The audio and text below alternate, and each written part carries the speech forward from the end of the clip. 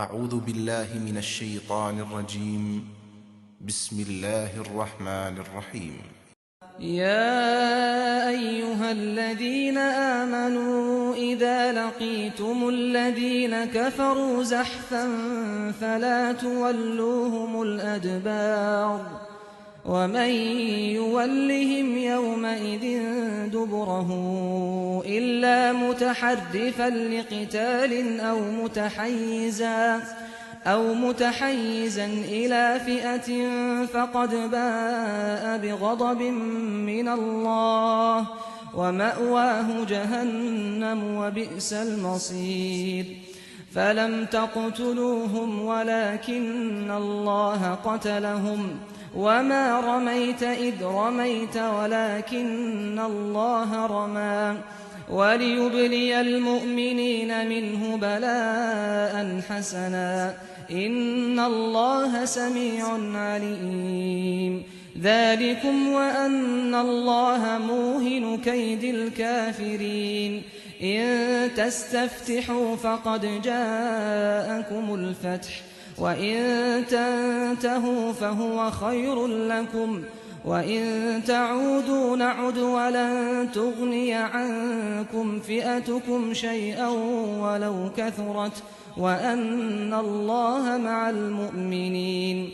ایمان والو، جب ان منکروں سے تمہارا مقابلہ باقاعدہ فوج کشی کی صورت میں ہو تو انہیں پیٹھ نہ دکھاؤ، اور خوب سمجھ لو کہ جو اس وقت ان کو پیٹھ دکھائے گا الا یہ کہ جنگ کے لیے پینترا بدلنا چاہتا ہو یا اپنی فوج کے کسی دوسرے حصے سے ملنا چاہتا ہو تو وہ خدا کا غضب لے کر لوٹا، اس کا ٹھکانہ دوزخ ہے اور وہ نہایت برا ٹھکانہ ہے۔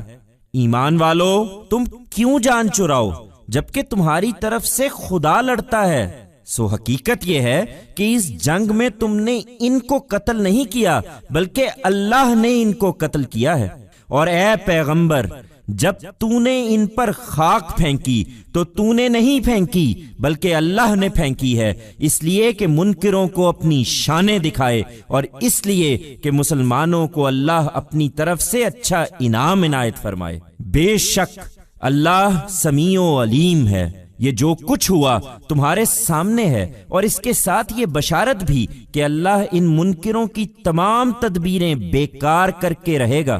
اگر تم فیصلہ چاہتے تھے تو قریش کے لوگوں، یہ فیصلہ آ گیا ہے، اگر اب بھی باز آ جاؤ تو یہ تمہارے لیے بہتر ہے، اور اگر پھر یہی کرو گے تو ہم بھی یہی کریں گے، اور تمہاری جمعیت خواہ کتنی ہی زیادہ ہو تمہارے کچھ کام نہ آئے گی، اور خوب سمجھ لو کہ اللہ مومنوں کے ساتھ ہے۔